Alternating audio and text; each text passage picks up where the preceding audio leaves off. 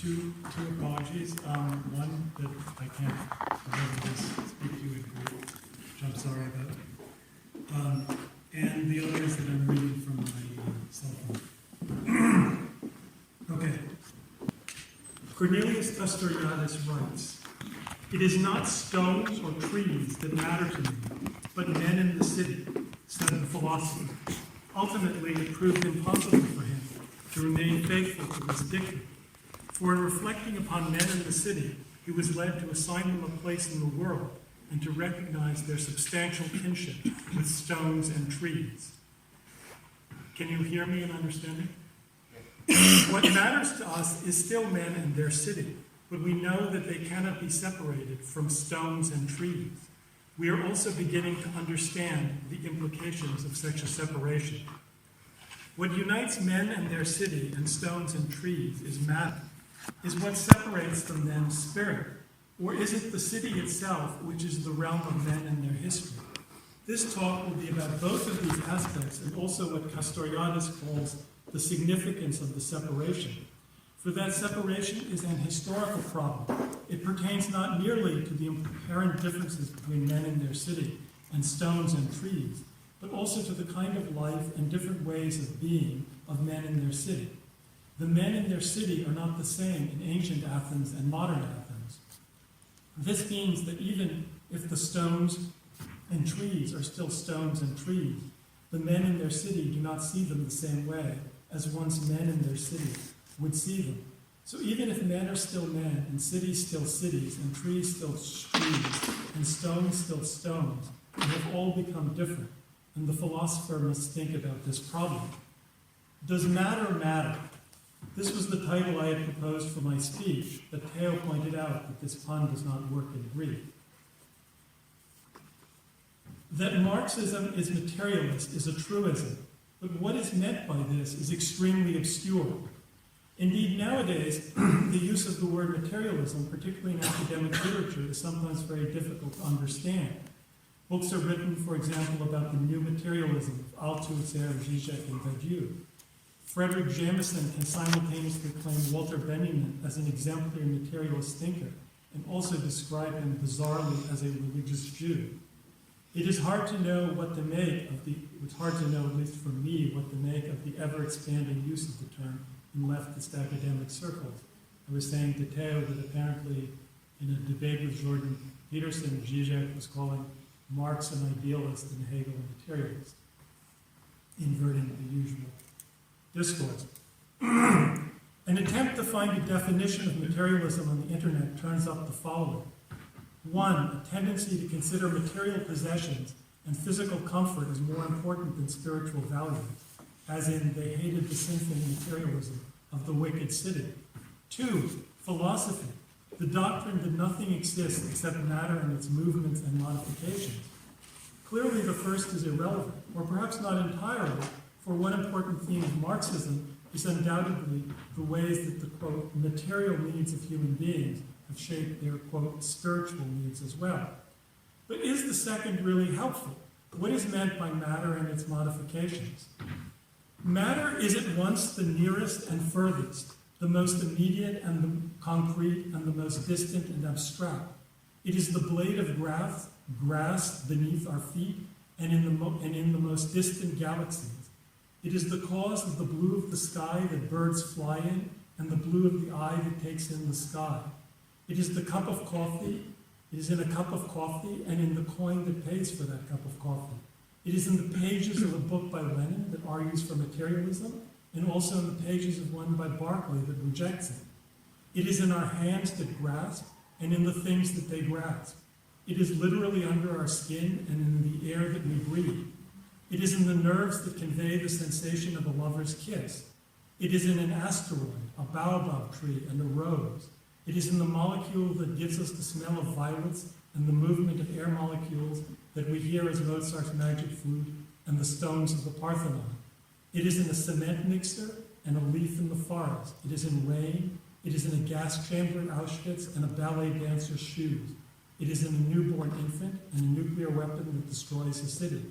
It is almost infinitely varied and profoundly simple. It is not itself a thing, but it is in myriad things. It is what makes things things. What abstract quality can all these have in common? Matter, we realize when we think about it, is an idea. It is an idea, as Albert Lange remarked in his once famous History of Materialism, a book that influenced Nietzsche and others, as old as philosophy, but not older. It is the first great abstraction of philosophy. What then does it mean to say that Marxism is materialist? It certainly does not mean that for Marxism, men in their city can be considered in the same way as stones and trees. For Marxism exists because of the world of men in their city. But neither would it seem for Marxism can men in their city be considered as fundamentally separate from stones and trees, because before there were men in cities and philosophers for Marxism, there were stones and trees. The problem may be posed along two axes. One is historical and genealogical, and the other is ontological and metaphysical. On the one hand, Marxism traces its own genealogy back to German idealism culminating in Hegel. But on the other hand, Marx claimed to have turned Hegel right side up and made dialectics materialist. Marx thus simultaneously affirmed Hegel and radically transformed the meaning of his philosophy into something that Hegel himself would not have been able to accept.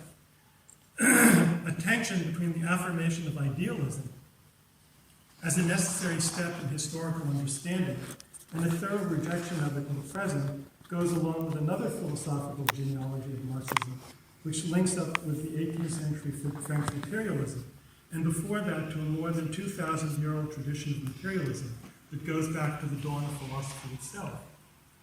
Along with this, there is, however, another axis.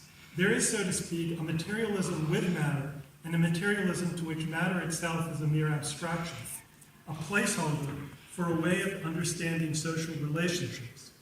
The latter does not concern itself with, for example, physics, because for it, materialism is only a theory of history and society. It is a materialism that is about how rather than what. Materialism is not what the world is, but rather how men in their city interact with things like stones and trees. It is not what stones and trees are, but what they mean for men in the city. This is the Madonna understanding of materialism. They can beg and they can plead, but they can't see the light. That's right, because the boy with the cold hard cash is always Mr. Right. Because we're living in a material world, and I'm a material girl. You know that we're living in a material world, and I'm a material girl. Here, the material reality of cold hard cash is actually about a social reality. The cold hard cash might consist of pieces of metal, or pieces of paper, or only electrons in a bank's computer. It might not be literally cold or hard at all. The world that she lives in is material not because for her it is made of atoms, but because of the way social relationships are mediated. There is in fact an interpretation of Marxist materialism that in fact stops right here. This view is expressed with admirable clarity by Alfred Schmidt, who writes, "When understood critically, Marxist materialism does not attempt to assert anything apart from the practico-intellectual forms of its appropriation by a given society, without, however, disputing the objectivity of knowledge in the spirit of historicism, skepticism, or agnosticism. Objections from the orthodox camp have not succeeded in convincing me that Engels' fragmentary outlines for a dialectics of nature is not wrong. It appears to be impossible to derive the idea of a revolutionary humanism from the self-movement of matter, conceived through the ideas of particular natural sciences. If one is satisfied with this answer, then there is nothing much more to say. I think that it is clear, however, that at least some Marxists have meant more by materialism than this, and some of those who have expressed this view have been central to the Marxist political tradition. If one does not want to simply read out of the Marxist canon works like Engels' Dialectics of Nature and Lenin's Materialism and Imperial Criticism, then Schmidt's understanding of the meaning of materialism to Marxism is, in my view, insufficient. I want then to address the question of whether these two materialisms have in fact anything to do with each other, and if so, what? Does the materialism, which claims to address the real material situations of human beings in society, actually have anything to do with the philosophical problem of matter, or are these simply two different uses of the term material? Traditionally, these two materialisms have sometimes been referred to as dialectical materialism and historical materialism. The second term is adequate, but the phrase dialectical materialism raises problems of both interpretation, what is dialectics, and associations with Stalinist orthodoxies. I will therefore prefer the term ontological materialism. It is perhaps important here to stress a terminological issue. My use of the term ontology is not to be understood in a Heideggerian sense, and indeed the entire thrust of my thought is anti-Heideggerian. Although I have paradoxically often found Heidegger to be an acute interpreter of the deepest history of Western philosophy, my thoughts, often I have realized to my own surprise, run parallel to Heidegger, but in the opposite direction. We are like two cars driving in different lanes in opposite directions, who briefly pass each other and whose drivers exchange glances. What I mean then by ontology is merely any philosophy that attempts to answer the question of what really is. Similarly, I will not use metaphysics in its usual Marxist sense, where it is counterposed pejoratively to dialectics. Rather, I will use metaphysics in its more conventional philosophical sense. In my use of the terms, then, materialism, or at least a certain type of materialism, dialectical or otherwise, is a metaphysical position, as is idealism. In my terminology, directly contrary to the usual Marxist usage, Lenin's position against Mach, for example, is thus a metaphysical one. The term is neutral and analytical and not pejorative. In using the term ontology, I am not committing myself to any investigation of being or theorizing Dasein as Heidegger does. I'm merely using the best term that I could find to describe a persistent problem in the history of philosophy.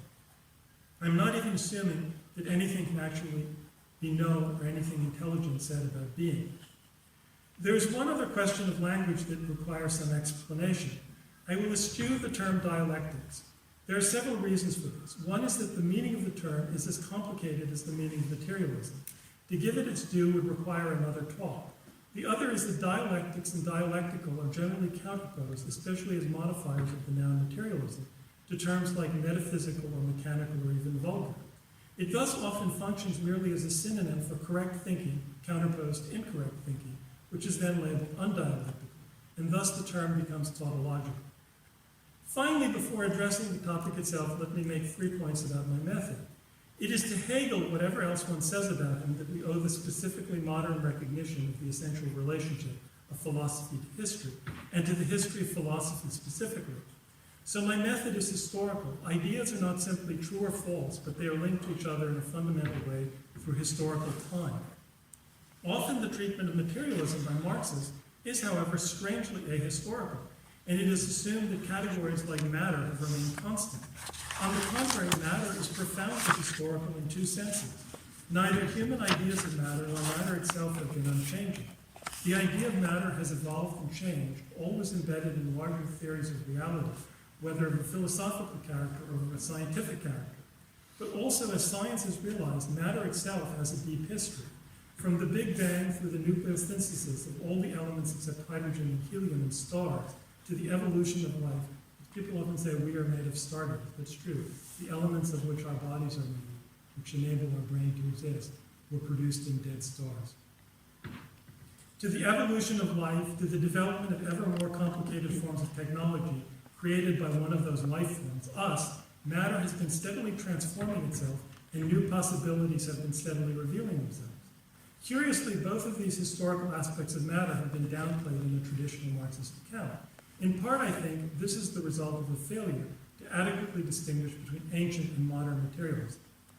Secondly, although I will, as I said, avoid what seems to me the jargon of dialectics, my argument can indeed be seen as following a classically Hegelian and indeed dialectical arc. It involves a thesis, an antithesis, and at least the grasping for a synthesis. This synthesis will not, as in a more traditional Marxist account, be held up as an answer. I do not think, in fact, that any of the traditional Marxist answers to the question of how Marxism is materialism are adequate. I do think, however, that considering the history of this question in an undogmatic way as a problem deepens our understanding of Marxism. If my claim to a dialectical approach, however, is not strong enough to justify the Hegelian sense, then let it be understood that I'm trying to be dialectical in an earlier sense, in Plato's sense. Opposing his method to contemporary heuristics, Plato makes Socrates say in the Meno, when two friends like you and me are in a mood to chat, they go about it in a gentler and more dialectical way. By more dialectical, he continues, I mean that we only give real responses, and that the interlocutor only gives responses to what it already knows.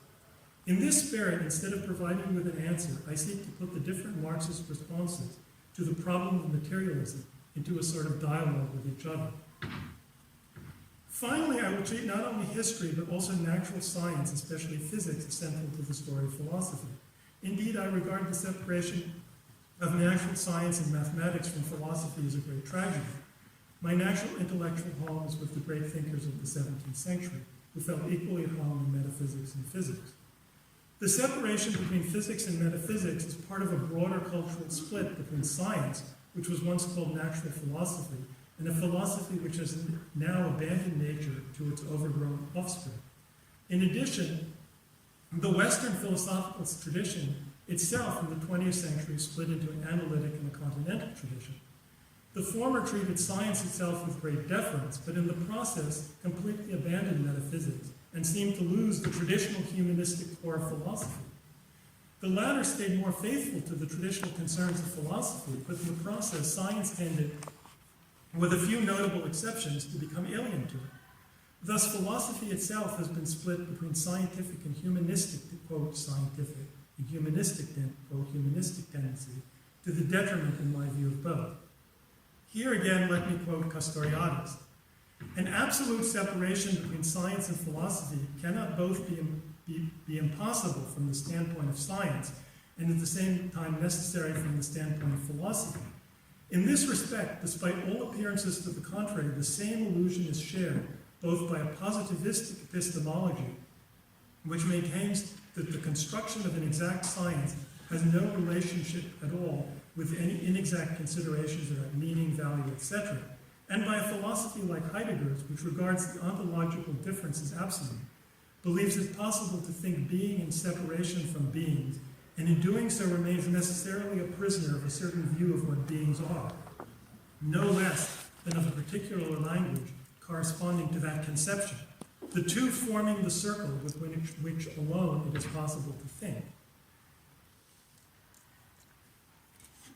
My own concern with this issue stems from my sense that it has been treated in two ways, by dogmatism on the one hand and by evasion on the other. I was never able to accept the dogmatism, and I have become increasingly troubled by the evasion. The dogmatic aspect is easily enough to see. One has merely to look at Diamond and state-sponsored and controlled philosophy in the Soviet Union and other Stalinist regimes over many decades.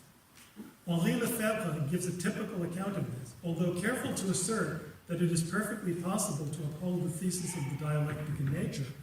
What is inadmissible is to accord it such enormous importance and to make it the criterion and foundation of dialectical thought. He declares, "It is interesting to note that this simplified ontology of material nature followed other simplifications no less unwarranted.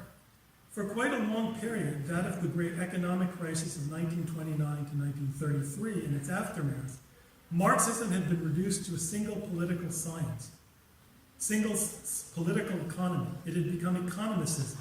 The dogmatists of this persuasion cheerfully rejected the other sciences as being irredeemably bourgeois. Within this simplification, regrettable factions had already appeared, one of which subjected theory to the demands of practical instruction of the young, another which subjected it to the imperatives of the political situation of the moment. Theory was turned either into an ideological tool or into the superstructure of a particular society. It was deprived of any depth in the interest of a utilitarianism at once constricted and robust. Thus, during the period when specifically economic problems were uppermost, crises in the capitalist countries and the start of planning in the USSR, economicism flourished.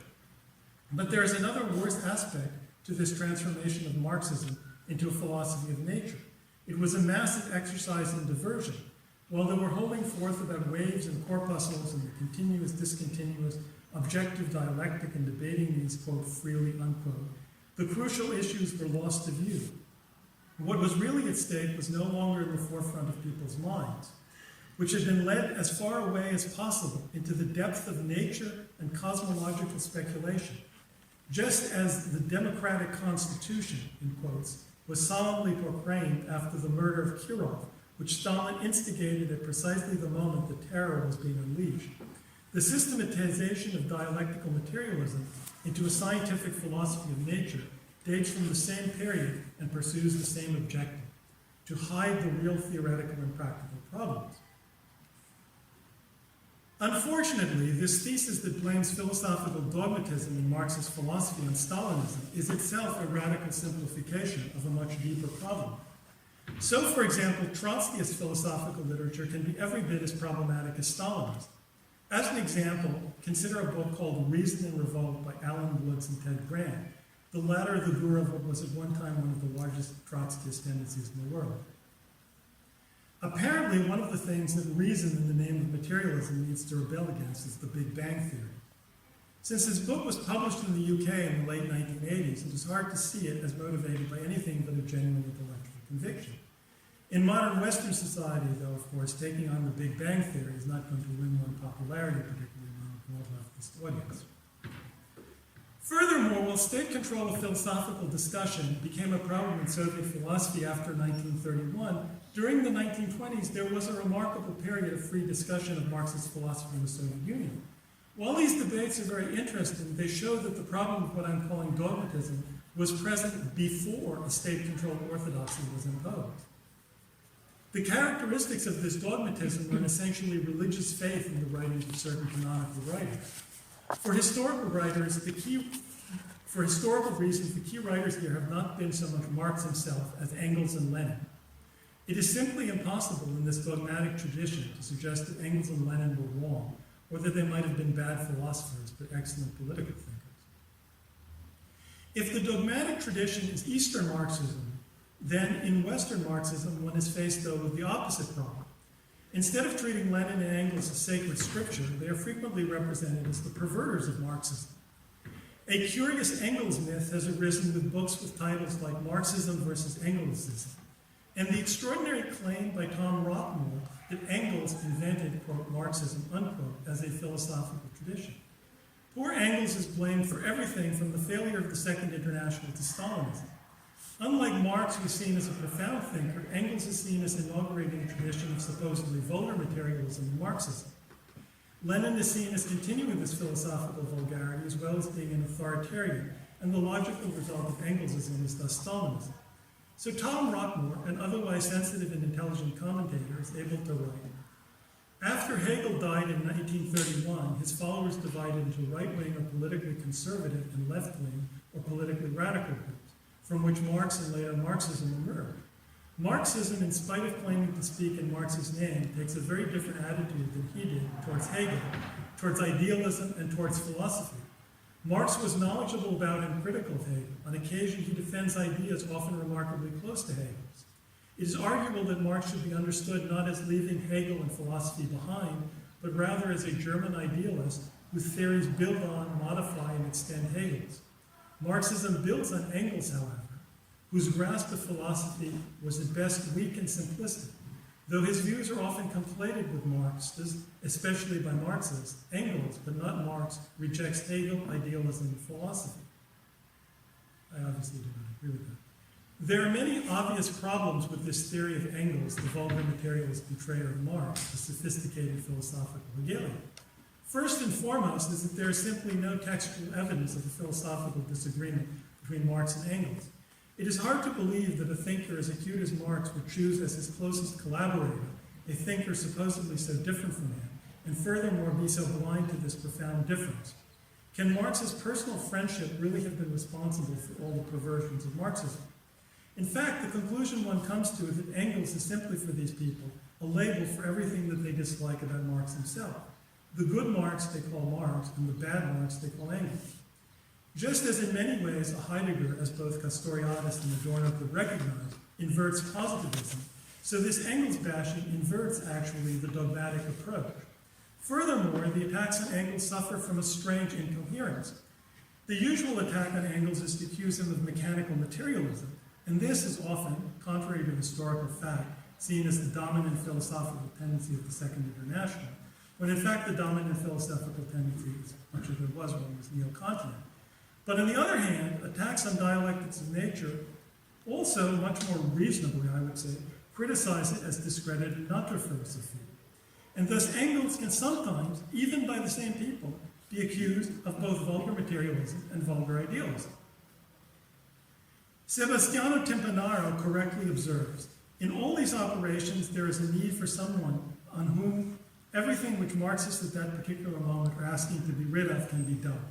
That somebody is Friedrich Engels. Vulgar materialism, determinism, naturalistic metaphysics, archaic and schematic Hegelianism. Marx turns out to be free of all those vices, provided one knows how to read him. It was Engels who, in his zeal to simplify and to vulgarize Marxism, contaminated. Thus, whereas Engels is loaded down with materialist ballast, Marx can take on the physiognomy of a profound and subtle, and still uncomprehended, great intellectual, which is de rigueur in our cultural world. But not all those who wish to separate the historical aspect of materialism from the ontological question, or a relationship to natural science, necessarily attack Engels or Lenin. Sometimes they defend them, and then also claim that there's no ontological question regarding matter. Thus, for example, Horkheimer, in a piece from 1928, which there's a piece about it, is described in an article in the Platypus Review as claiming that the philosophical concept of matter is therefore not rigidly bound to the development of natural science. As Horkheimer explains, the absolutization of individual phases of the scientific process of knowledge leads to static metaphysics, to the denial of the existence of truth, to relativistic agnosticism. According to the materialistic view, every true theory, in spite of all errors and relative imperfection, has in a dialectical way an objective, if incomplete, share in the transsubjective absolute truth, insofar as it is a necessary moment of progress in knowledge. For through it we produce not only appearance, but we get closer to an exact image of reality. Horkheimer later elaborates that every theory is subject to correction through practice. This dialectical view distinguishes Lenin from those materialists who regard definite views on atomic structure, etc. as final. According to Horkheimer, Lenin sees scientific research as an approximation to the adequate knowledge of the intersubjective reality transcending the consciousness of human beings, and is the only way to the realization of the only reality. Consequently, Ernst Mach, according to Lenin, is a pure idealist, his philosophy essentially a mere reprint of Berkeley's. For Mach, our sensations are at the same time the elements of the material world. The natural things are connections of sensations. Even the self itself is a relatively stable complex of memories, moods, and feelings. While this sounds superficially plausible, it is, let us leave aside for now the question of whether this is what Lenin actually meant, a highly problematic defense. If the only significant characteristic of matter is that it is part of a reality that is ultimately independent of our minds, then this is clearly too broad a definition of matter. If matter has none of the properties, particularly the spatial properties usually attributed to it, and if it need not be extended or have a definite location at some time, and thus be capable of motion, or indeed have any properties other than being independent of human minds, then it is hard to see what is achieved by this supposedly flexible definition of matter. Indeed, the definition here is clearly too flexible. Berkeley's God, for example, is independent of human mind. Is he then matter?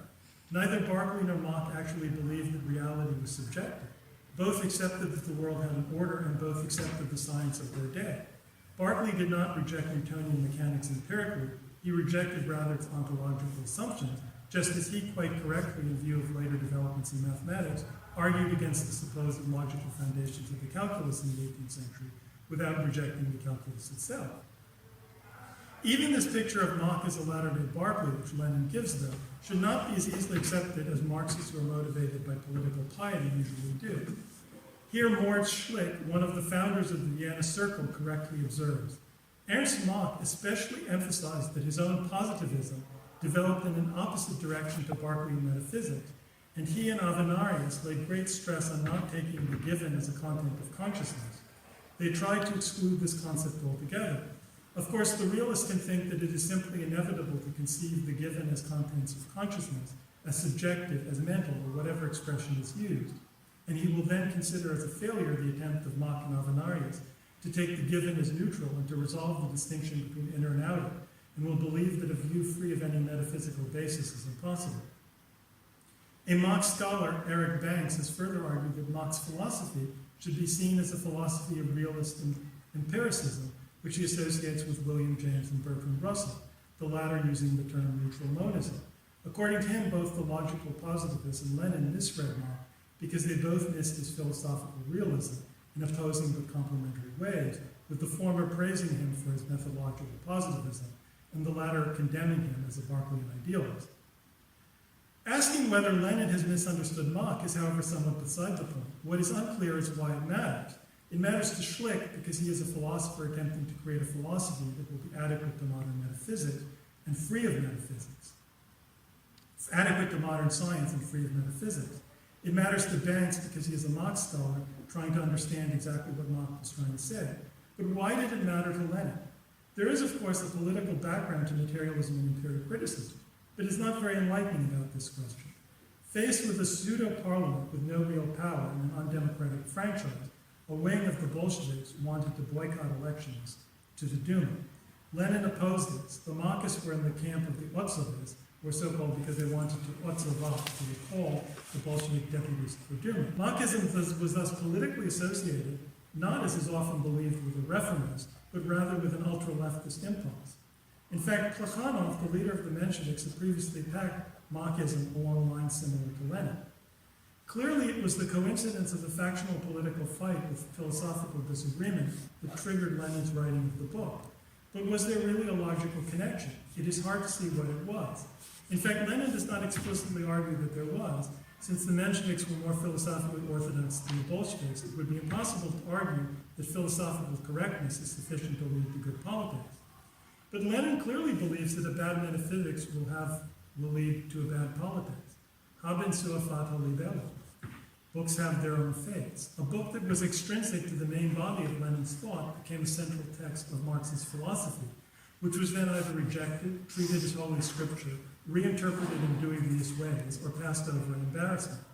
Although Lenin made no effort to impose his own philosophical views by fiat, nevertheless, simply because they were his, they carried enormous weight. Because of the well-known influence of Mach on Einstein, the theory of relativity fell under suspicion and was subject to criticism as bourgeois and idealist, just as from the opposite side of the political spectrum it was attacked as Jewish. Lenin, it is true, made an effort to distinguish between Einstein, who was seen as an unconscious materialist, despite his frequently avowed sympathy for Mach, whom Lenin denounced as an idealist. And there were, in fact, differences between Mach and Einstein was certainly closer to a classical realist view of science, which presumably made him more materialist in Lenin's view. But the real problem was that the spirit of modern physics was undoubtedly closer to Mach's positivism than Lenin's old-fashioned materialism. What Lenin interpreted as philosophical regression, therefore, was in fact perceived by the natural scientists themselves as necessary for the progress of science. Here, however, it is necessary to step back and pose the question of the relationship between history of philosophy and the history of science. Heidegger remarked that science does not think. Thinking, real thinking, for him is something that only philosophy does. What science does is something inferior and ultimately merely practical. Such a view of science is, of course, completely at odds with the profound respect that classical Marxism had for natural science. But in the defense of the philosophical notion of materialism that Horkheimer remarks is not rigidly bound to the development of natural science, one runs the risk of separating these two branches of human thought. I would therefore like to suggest that the problem of materialism can only be adequately considered by inverting Heidegger's dictum. All modern thought, all philosophy since the 17th century, exists in the shadow of science, even Heidegger.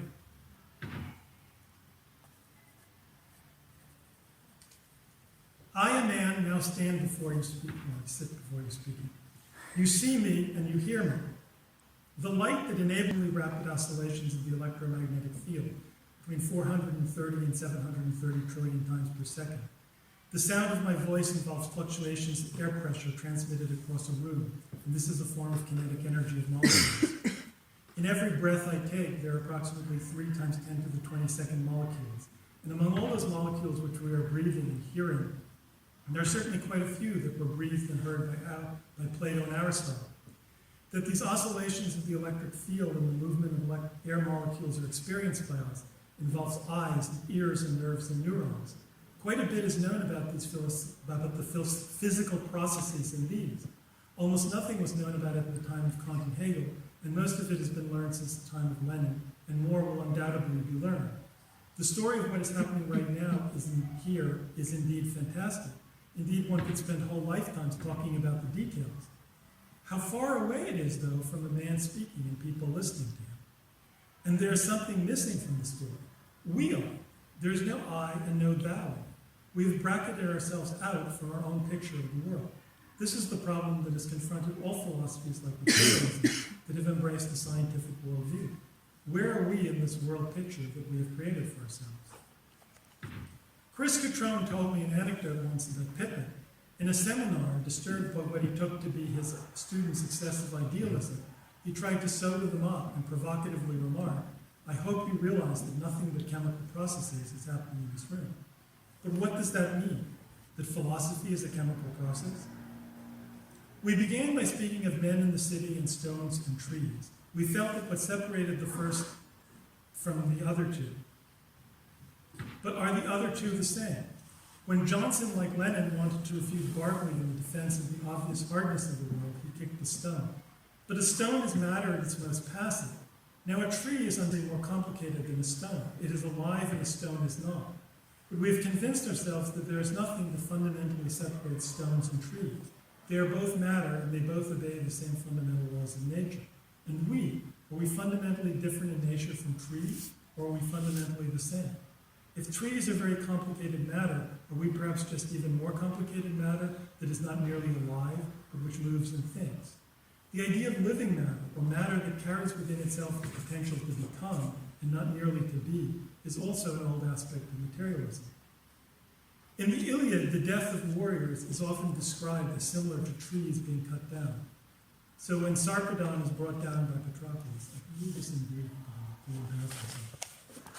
and he fell as an oak fells, or a poplar, or a tall pine that among the mountains shipwrights fell with whetted axes to the ship's timber.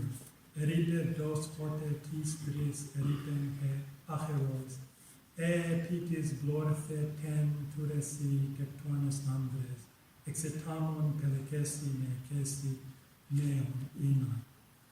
And immediately the matter of the tree brings forth a striking image of matter transformed by men into something for their use.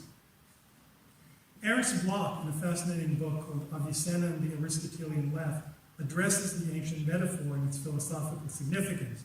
He writes, "It is not by chance that material development is expressed here by an ancient image of a tree." Giordano Bruno, the heretic who was burned for his advanced ideas, gives new sap to the scholastic, often so dry-seeming concepts when he takes them on. It is undeniable that this sap, insofar as it is pagan, also contains some mythical elements, albeit with the poison removed. Thus the image of the world tree so appears in almost all astral myths and is rooted in the abyss of earthly powers. Indeed, it also points to the Greek concept of mater terminus, hule, externalized to wood, lumber, to rooted forest. The Latin, materia, probably first used philosophically by Lucretius, composes it fully in terms of mater, mother, and neither in Aristotle nor in Bruno is this rooted tree-like womb character forgotten. Echoes of such a, so to speak, chronically conceived materialism can even be found in Lucretius, when he nonetheless opens his amythical, disenchanting didactic poem on the nature of things with an appeal to Venus as the all-mother of being, as a mythically described natura naturans in the Tree of Life. I've already mentioned that matter is an idea, but is it also not, in the best sense, a myth? In the Feynman lectures on physics, Richard Feynman begins in a manner that would have been familiar to Democritus. If in some cataclysm all scientific knowledge were to be destroyed and only one sentence passed on to the next generation of creatures, what statement would contain the most information in the fewest words? I believe it is the atomic hypothesis, or the atomic fact, or whatever you wish to call it, that all things are made of atoms, little particles that move around in perpetual motion, attracting each other when they are a little distance apart, but repelling upon being squeezed into one another. In that sentence, you will see there is an enormous amount of information about the world, if just a little imagination and thinking are applied. Then, after examining some of the ways that this has been shown to be true, he then asks, if a piece of steel or a piece of salt, consisting of atoms one next to the other, can have such interesting properties, if water, which is nothing but these little blobs, mile upon mile of the same thing, over the earth can form waves and foam and make rushing noises in strange pattern as it runs all over the cement. If all of this, all of the life of a stream of water can be nothing but a pile of atoms, how much more is possible? If instead of arranging the atoms in some definite pattern, again and again repeated on and on, or even forming little lumps of complexity like the odor of violets, we make an arrangement which is always different from place to place, with different kinds of atoms arranged in many ways, continually changing, not repeating, how much more marvelously is it possible that this thing might behave? Is it possible that the thing walking back and forth in front of you, talking to you, is a great glob of these atoms in a very complex arrangement, such that the sheer complexity of it staggers the imagination as to what it can do? When we say that we are a pile of atoms, we do not mean that we are merely a pile of atoms, because a pile of atoms which is not repeated from one to the other might well have the possibilities which you see before you in the mirror. Undoubtedly, Lenin would have approved of this eminently materialist sentiment from a leading natural scientist. By contrast, Mach maintained a long-standing skepticism about the very existence of atoms. But the problem is not so simple. Feynman atoms are not simply the matter and motion of dialectical materialism and classical physics. Feynman himself was one of the developers of quantum electronic dynamics, and he knows very well that he's giving a picture of little particles that move around in perpetual motion, attracting each other when they're a little distance apart, but repelling each other upon being squeezed into each other, that is far too simple, and that in a literal sense just cannot be true. The particles, like electrons that make up these atoms, are also manifestations of fields, and the whole problem of understanding the behavior of these particles' fields is only accessible by terribly complex mathematics. Now, it's true that Feynman's own personal imagination of nature certainly inclined to the particle side, as is manifested in the famous Feynman diagram. But if one asks, what is the relationship of these diagrams, these pictures, that we macroscopic creatures draw to the underlying micro-reality, then we start to find ourselves more in Mach's territory than in Lenin's. They are useful to us humans as pictures, the physicist would say. Lenin writes, the fact that the philosophical idealism is now attempting to make use of the new physics, or that idealist conclusions are being drawn from the latter, is due not to the discovery of new kinds of substance and force, of matter and motion, but to the fact that an attempt is being made to conceive motion without matter. And it's the essence of this attempt which our Machians failed to examine. They were unwilling to take account of Engels' statement that motion without matter is unthinkable. In a fundamental sense, I would argue that this is exactly what modern physics has done, namely rejected Engels' dictum. To ask what this means, one would have to, though, interrogate the history of motion. Here I would urge one to consider how modern the concept of motion in modern physics is. Indeed, the great discovery of classical physics was really not matter, but a new way of thinking about motion. The mathematics of the ancient world was essentially static. It was geometrical and not algebraic. The mathematics of the Greeks did not have the modern concept of a real number. What for us is the so close but no cigar quality of Archimedes, who seemed on the verge of discovering the calculus, could not have been for the ancients. A simple graph that plots distance against time as a function. How profound was the intellectual revolution that made this possible? The first glimpse of it occurs in the 14th century among some late scholastics, but it's only in the 17th century that it achieves its true glory, culminating in Newton's Principia, which appeared in the world just in time to coincide with the great bourgeois revolution. So it was not matter that Newton discovered, but its laws of motion. But the motion of the 17th century was not the motion of the ancients. One has only to contemplate the equation F equals ma to understand the significance of acceleration, a notion that is fundamentally algebraic to the very concepts of mass and force for Newtonian physics. But how different this world of accelerations is from the static geometrical physics of Archimedes with his levers and displacements. What in the end became fundamental is the idea that motion, change, can be represented by numbers and equations, that space and time are coordinates. The significance of matter became that it is what could have its motion described and predicted, but matter was not the essence of the matter. Here Heidegger, who is essentially its enemy, understands the intellectual revolution quite well. Heidegger in Being and Time writes, mathematical knowledge is regarded by Descartes as the one manner of apprehending entities which can give assurance that their being has been securely grasped. If anything measures up to its own kind of being, to the being that is accessible in mathematical knowledge, then it is in the authentic sense. Such entities are what they always are. Accordingly, that which can be shown to have the character of something that constantly remains, as a remanens capax mutationa, makes up the real being of those entities of the world which get experienced. That which enduringly remains is. This is the sort of thing which mathematics knows. That which is accessible in an entity through mathematics makes up its being. Thus the being of the world is, as it were, dictated to in terms of a definite idea of being, which lies veiled in the concept of substantiality and in terms of the idea of a knowledge by which such ideas are cognized. If one puts aside the peculiar Heideggerian jargon and also Heidegger's fundamental hostility to Descartes, one must admit that there is an essential accuracy to what he is describing. What Lenin hypothesizes and turns into a shibboleth of matter and motion as the fundamental reality of the world, and as a world, is only a particular stage in the evolution of physics. All the particulars of matter are indispensable for physics, except the idea of mathematical description and predictability.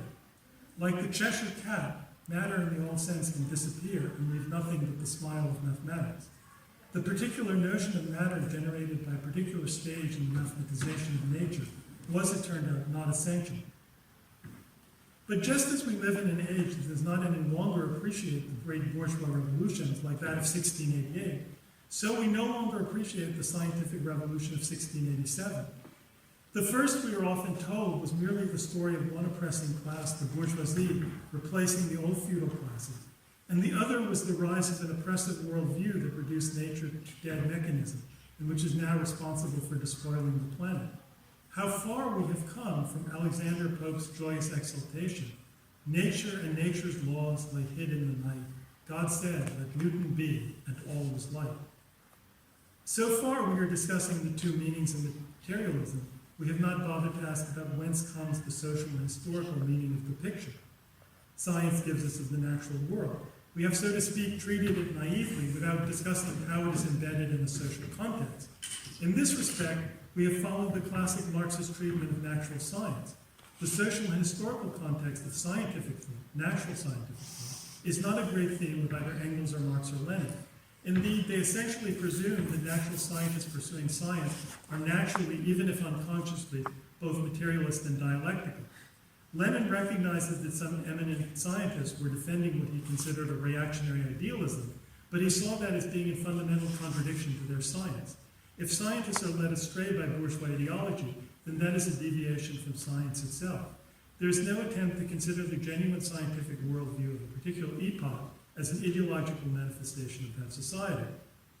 However, indeed, this way of thinking is fundamentally alien to classical Marxism, which tended to think of natural science as essentially objective and essentially progressive.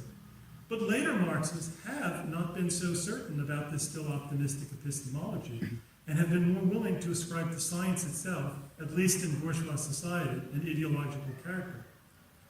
Christopher Caldwell, for example, a somewhat romantic Stalinist in The Crisis of Physics, attempted to correlate the revolution in physics in the early 20th century with the general crisis of bourgeois society, and he describes the earlier Newtonian world this way.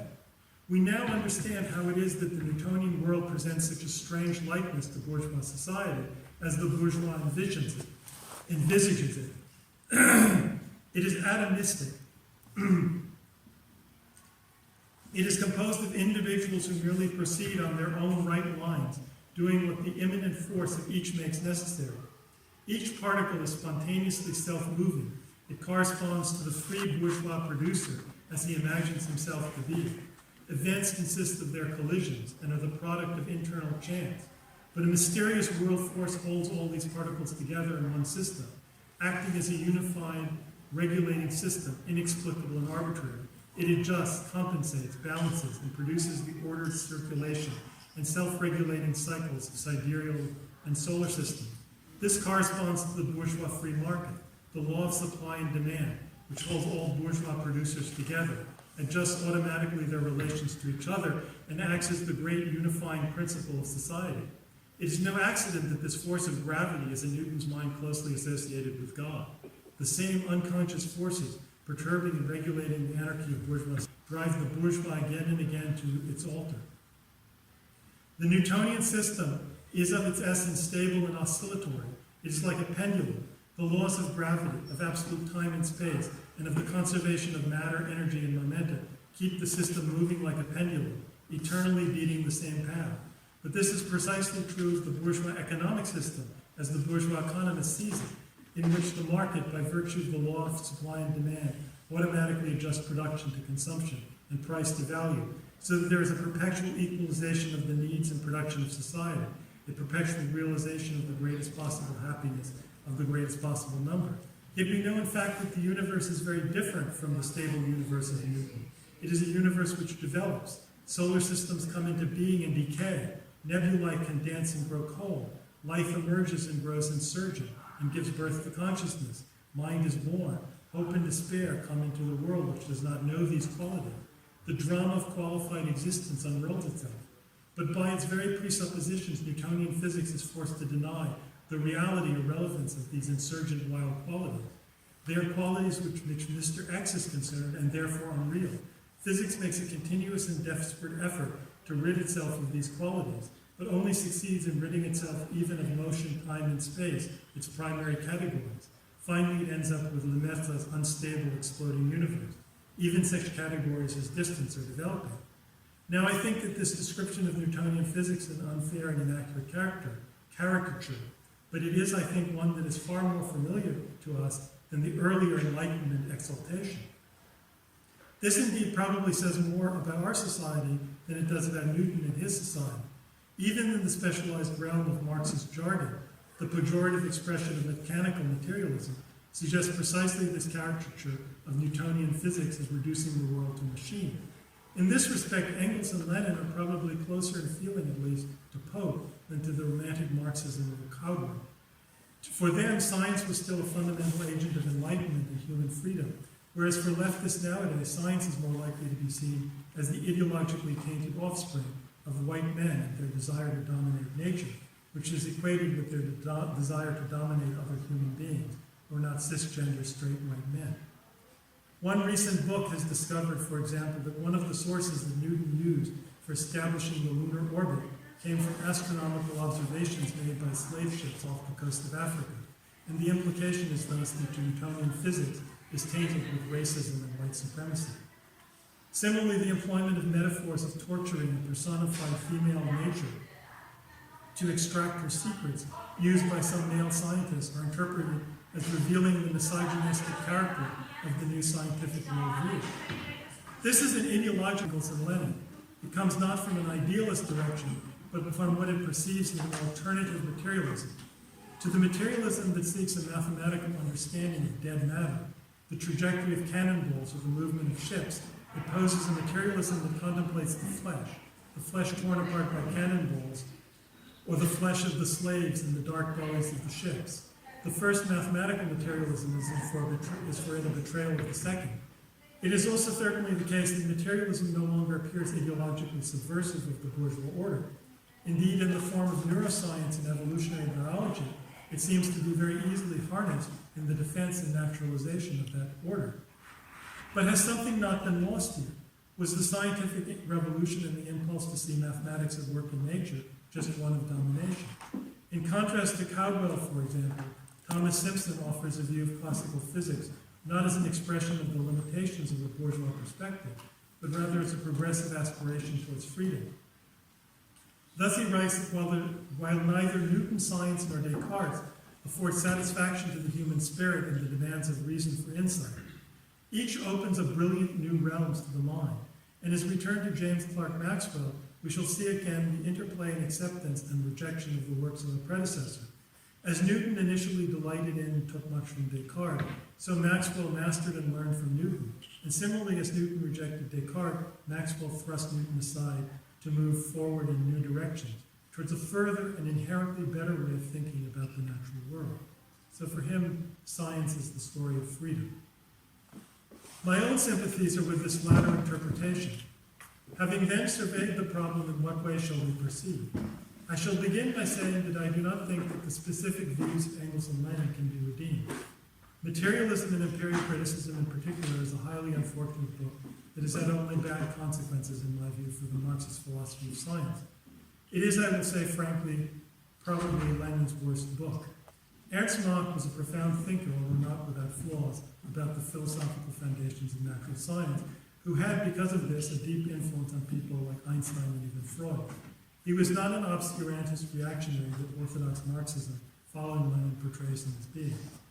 Engels' dialectics of nature presents a different set of problems, but to adequately discuss it requires addressing what dialectics really means, and the subject of this talk is materialism rather than dialectics. Nor need we defend such books out of misguided political piety. The political judgment of an Engels or a Lenin is not affected by their philosophical views. It is absurd, furthermore, to imagine that a critique of ontological materialism will lead necessarily to bad politics, just as equally ridiculous from the other direction to attribute the catastrophe of Stalinism to it. In this respect, I am firmly in the revisionist camp that seeks to separate the relevance of historical materialism, the Marxist philosophy of history, from any ontology of matter. But here is the problem. I'm also firmly convinced that the separation is alien not only to Engels and Lenin, but to Marx himself. And I think, furthermore, that there are good reasons for this. The philosophical attitude that insists on the ultimate indivisibility of man and society and man and nature, whatever the practical necessity of separating them, is surely correct. In some sense, all divisions of knowledge, all by disciplines and methodology, are surely arbitrary, even as though they are necessary. In this respect, I'm sympathetic to the monistic spirit of the orthodox camp. Even if Marxism is focused on men in their city, it must also take into account the realm of stones and trees. We should not, I think, be too eager to keep the Geisteswissenschaften and the Naturwissenschaften apart, even as we recognize their differences. The year of Rousseau's birth was also the year of the introduction of the new common steam engine, considered the first practical steam engine. A new idea of freedom and a new mastery of nature that enabled the Industrial Revolution are both parts of what makes Marxism possible. The full history of the modern world that we seek must be the story of both freedom and thermodynamics. The fundamental insight of materialism is our embeddedness in the world. The great paradox of materialism is that the philosophy that asserts our fundamental thing-like character would be so well suited to confront and overcome a society that treats human beings as things. Idealism, which seemed to emphasize some irreducible, non-thing-like, and thus apparently nobler aspect of human beings, was suspect, and often rightly so, of serving an apologetic function. It is then a paradox that materialism seeks to discover our essential humanity and our kinship to things, and thus a philosophy that would seem to make human beings in an ontological sense unfree objects would turn out also to be, in many ways, the best to promote the creation of an actual free society of subjects.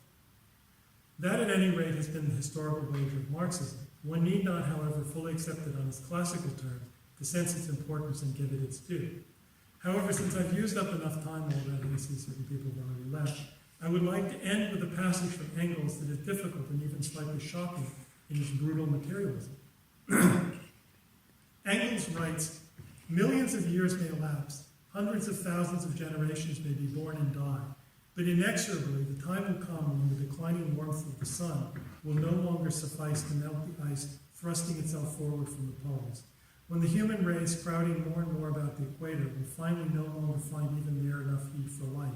When gradually even the last trace of organic life will vanish, and the earth, an extinct frozen globe like the moon, will circle in deepest darkness, and in an ever-narrow orbit about the equally extinct sun, and at last fall into it. Other planets will have preceded it, others will follow it, instead of a bright, warm solar system with its harmonious arrangement of members. Only a cold, dead sphere will pursue its lonely path through universal space. And what will happen to our solar system will happen sooner or later to all the other systems of our island universe. It will happen to all the other innumerable island universes, even to those the light of which will never reach the earth while there is a living human eye to receive it. Is this the epilogue to all human history and striving, including socialism? No, for Engels, matter which possesses movement as its indestructible characteristic would give rise to new worlds, which would be produced even if only after millions of years and more or less by chance, but with the necessity that is also inherent in chance. And conditions favorable to the genesis of organic life would arise again for a short interval of cosmic history on one of the planets of these worlds.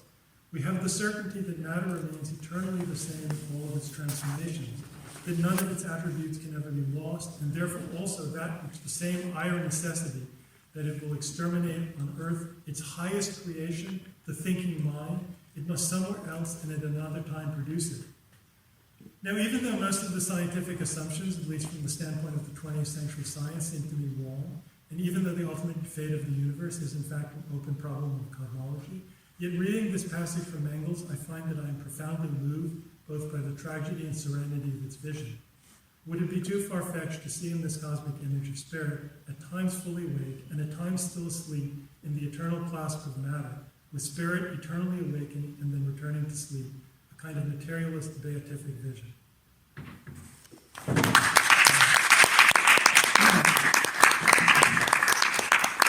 Thank you, Richard.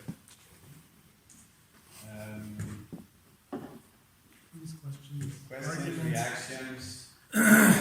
If you want, μπορείτε αν θέλετε να πείτε στα ελληνικά, να ρωτήσετε κάτι και να το μεταφράσουμε εμείς στο Richard, αν δεν είστε σίγουροι.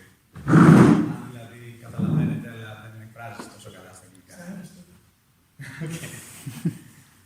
So, Justin, please. Thanks for that, Richard. I have two questions, I guess. One has to do with the initial distinction that you make between men in the city on the one hand and stones and trees. A crucial category that seems to be missing from this, you talked about it or sort of glossed over at certain points, is the category for the idealist tradition, and for Marx it's so important, is the category of life, what it means to be a living being. I agree. That's why I later mentioned the difference between trees and stones, right? I mean, the categories work based on the quotation of Castoriadis, and I think I agree with it. So, I mean, that's why I said, well, I mean, is living matter, right, the same? But yeah, I mean, but I think part of what Marx is inheriting from the idealist tradition is the idea that being a living being is a formally distinctive way of being a material being. And this is Kant's point, that you need a distinction between efficient causality and final causality. That efficient causality cannot exhaust our explanations of what matter is. Efficient causality can't tell us why a heart does what a heart does. It can't tell us why organisms have the structure that they do. Okay, and this is part of the point that Marx is taking when he emphasizes, labor as a form of life activity. So I think that's the real bridge, the real connection between, the sort of ontological materialism that we're talking about. There are different orders of explanation here. So two things. I think two things. One is that there's an aspect of the ontological aspect that I think is not addressed. The other thing is, part of what you're addressing, which I didn't address, is there's a really deep philosophical history in that, to a large extent, the scientific revolution, which I used to name Descartes, right?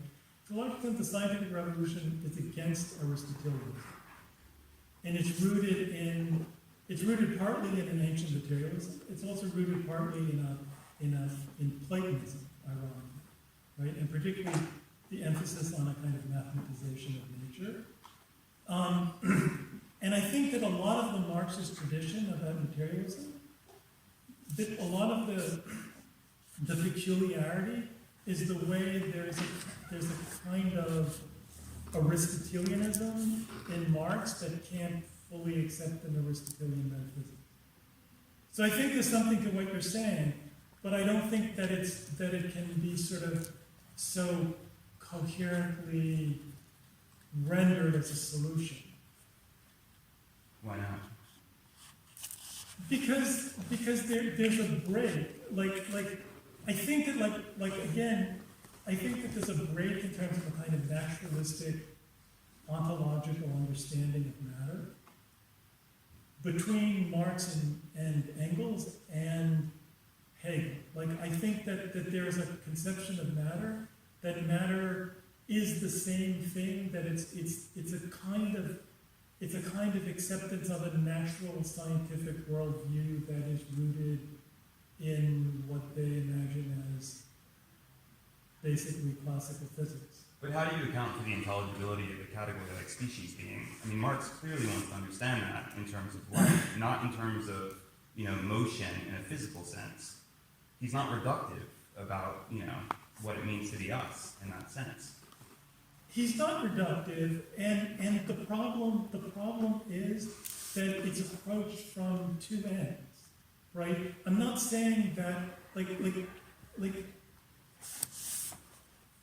Again, what these issues amount to, right? And this is why I emphasize that it's easy enough to address this problem, right?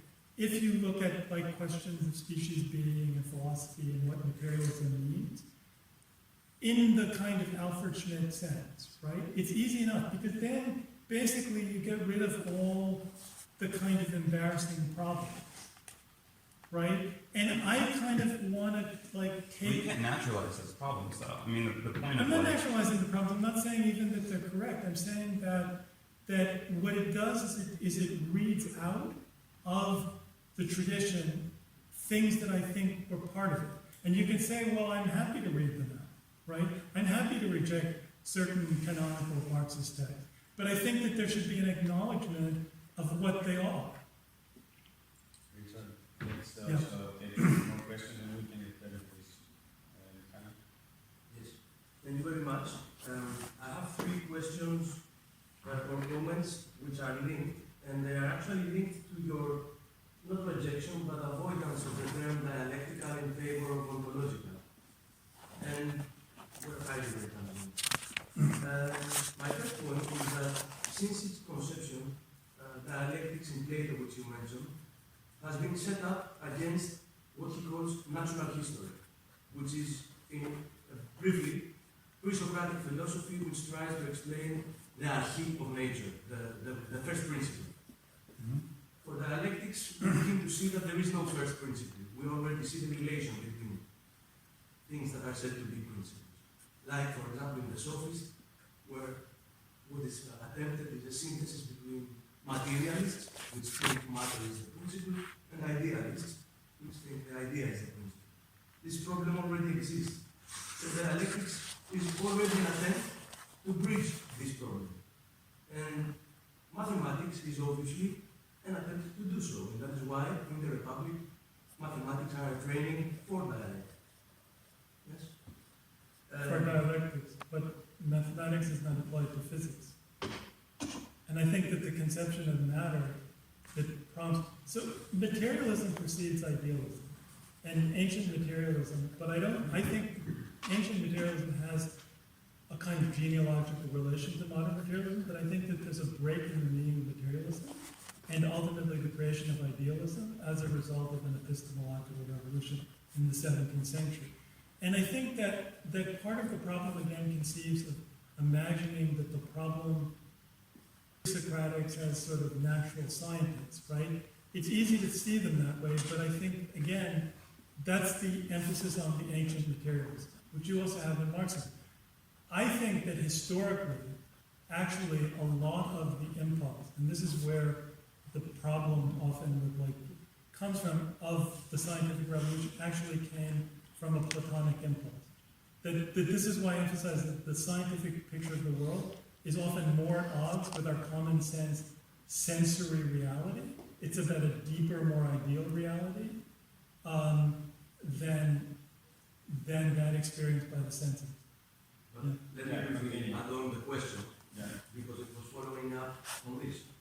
So, in Hegel, of course, we get the absolute as method, which is the way to treat this relation between matter and mind, let's say, in the end. There is neither only matter, not only mind in Hegel.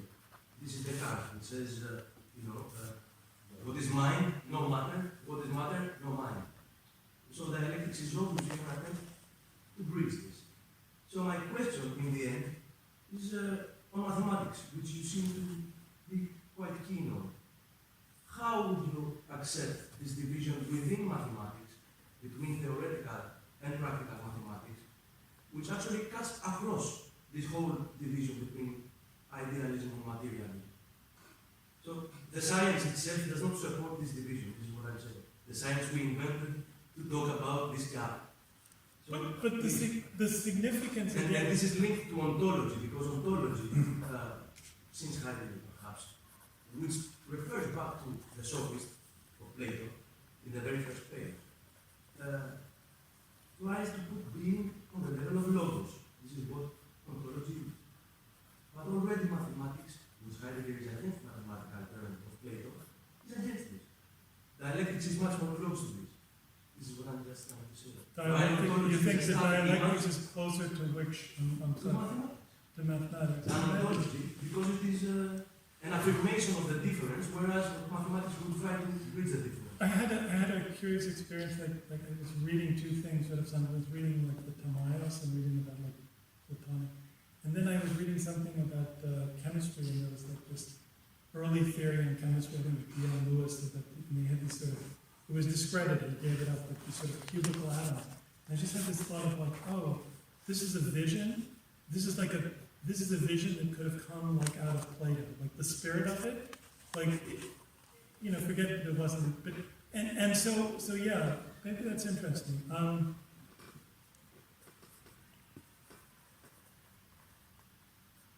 Yeah, I mean, I didn't talk about dialectics because I feel I'm less sure ground about talking about it, and because I think that talking about what dialectics means is even more complicated, right? Like, what dialectics meant to Hegel is obviously a lot more than it meant to a Plato. And in the same way, like, what idealism means, I think is fundamentally different in modern times, right? And I was focusing to a large extent on these sort of two kind of difficult, problematic texts, which are seen as problematic because of their quote materialism, which is sort of dismissed as crude, and then sort of the way that Marxists have tried to address that, and like what that would mean. Am I clear? I'm still thinking about what you said.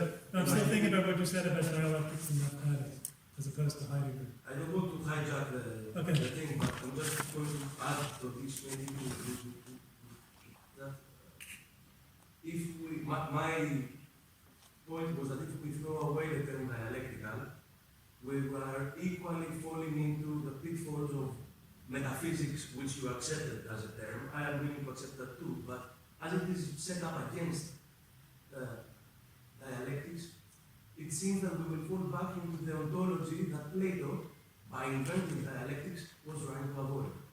This was my point. Yeah. I think this is a crucial question. Both of you raised the problem of Hegelianism in Marxism, because it's interesting that at the same time Engels and Lenin are loyal to a certain vulgar materialism, at the same time they want to be loyal to Hegel. Lenin, apart from writing the book on Materialism, you know, has his Dialectic nations are profoundly Hegelian. yeah, that's what I'm trying to say, that there is a problem there, but they are dialectical materialists who appear as being loyal to crude materialism at the same time and to Hegelian dialectics at the other. So we need to investigate the necessities or how they understood themselves as being Hegelian and also sub-Hegelian in a sense, realists. And why was that not a problem to them? How did they were following Hegel and the people who revolted against him, Feuerbach, etc., in one sense. So how we can account for that? Why they were, despite of becoming materialists, they remained loyal to Hegel simultaneously. Was that a bad reading of Hegel? Was it they were trying to be loyal to the historical level of the discussion in the 19th century? How can we account for that? Because clearly they would have a problem with someone who would say that philosophically I'm a fan of Schopenhauer. They would say that our Marxism philosophically is connected to Hegel. Period. And they understood themselves that way, like a necessity. So how we account for this necessity, and also its negation through the realism. It's a difficult issue. I guess both days of the discussion will involve some I guess that in terms of the materialism, it's hard to deal with such a big thing. I feel like the problem of Hegel is the obvious problem with regard to idealism, right? It's the problem of Hegel is both rejected and affirmed, right? It's in Marx. It's like clear, right? we are different from Hegel, we're materialist. What does that mean? I think the main sense of what that means is in the social realm.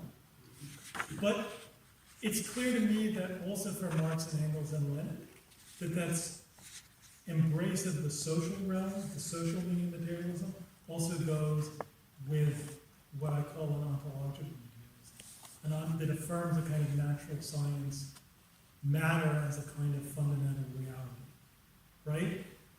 Which logically don't have to be connected. And I think that the dominant trend in sort of Western Marxism has been to deny that that connection was seen to exist, because it seems to lead to problems. And that's sort of where I was trying to emphasize that yes, but that connection was there, and you can sort of see it in those texts. You can reject it logically, but you should look at it, right? And again, the aversion to that is again this idea, well, this is crude, this is vulgar, and somehow this is, the anti-Engelsism, right? And that's, and I'm not sympathetic to that.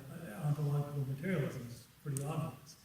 But I also think that a kind of intellectual honesty needs to ask about its meaning, right? Because I think it's a deep thought figure, and I think that the question, I think that a lot of the tension that one finds in a work goes back to this kind of sense of a kind of deep Aristotelianism embedded in some kind of Marxist notion of matter, particularly like the potentiality, right? And I think that there's a counter trend. I mean, part of also materialism, honestly, about the focus of materialism is its anti-theism, right? I mean, clearly the fundamental objection to like a Berkeley idealism is it's all built around God, right? I mean, at some level, that would be the sense of like, even though that doesn't come up in Marx. I don't know. That's my sense. Still thinking. Lucy? I don't know. This might be just I'm been getting up to speed with some of the conversation before in Platypus, but about this. But and it might be just to get you to restate a bit of your argument. But I think I guess I'm wondering about science and how scientists understand science today versus like the history of science, and most scientists don't understand science itself with a capital S as anything. They just work in some little tiny field. So I mean, that's why I was speaking. That's why when Heidegger speaks about Descartes, right? There you're talking about people who actually had a total philosophical vision connected, right? But that was in the 17th century. Right? Very much more degenerate. yeah, and I guess even maybe this is even before that. The I guess a problem of like I'm thinking also about the left, and I'm thinking about like empiricism as it like appears on the left sometimes in this sort of sense of like we have to kind of observe, like we have a hypothesis and we need to test it out in reality and think about the results, but but maybe without considering that one's historically constituted perspective on that, and I mean, again, like culturally, I think that like the Marxist tradition again sort of inherited from German idealism a kind of general. I mean, German idealism isn't totally hostile to empiricism. Certainly, the Marxist tradition wouldn't be totally hostile, but there's a sense that empiricism, by its very nature, leaves out a lot. Right, that is fundamental to understanding the world, right? And since there are many different kinds of empiricism, like I mean, for example, if you wanted like this were a critique of law, right? In some ways, you could say it's an empiricist thing, right? Positive is good. Right, like the biggest problem with empiricism, I would say, is the difficulty of accounting for abstraction, right? Like we're talking about mathematics, right? I mean, there's never been a really good empiricist account of mathematics. And I would say any serious philosophical account of mathematics is anti-empiricist, right? And there's a lot of the world that we think about that empiricism, right? You have the problem of dealing with abstraction, and you see that in Berkeley, and you see that. In Berkeley it was ambivalence, but where you see it in Mach, probably. But the problem is that the kind of realism, right, the metaphysical realism. Again, I would say the impulse in modern science was largely to move away from that metaphysical realism, and it was a kind of mathematically mediated empiricism that substituted for the net. So in that sense, whereas 17th century science was profoundly metaphysical, right, 20th century science shelved the metaphysics for a kind of positivist interpretation. And therefore, metaphysics itself, largely in Marxism, began to seem to be about the human realm, right? So I think metaphysics changes its character too. You should let me know.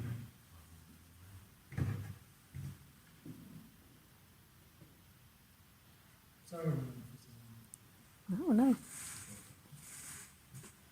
Okay, so on the other hand, you said that philosophy shouldn't matter politically. We could join political practice under a common program and don't care if I am Hegelian or not, right? This is one point. On the other hand, any political struggle is also an ideological struggle. So right. if it involves the left, is a problem at the level of ideas. So I wonder why, despite the fact that I understand how philosophy shouldn't be an obstacle to a common political struggle, I just wonder why it always comes up as important in order to clarify politically significant ideological issues, that various tendencies reduce political tendencies, reduce themselves back to Spinoza, Hegel, how both tendencies are equally plausible in a sense, that we should not be divided by philosophy, but on the other hand, since we struggle in the level of ideology, philosophy keeps returning. Well, I think it partly comes back to the extent that sort of real politics becomes more distant. To the extent, if we had like some massive political struggle, some revolutionary crisis in the world, then we'd probably be focused on issues like that, taking power, right? But it was 1922 that Lenin said we should build a reading group of the science of logic. In the peak of political practice and revolution, even in the Enlightenment period, I'm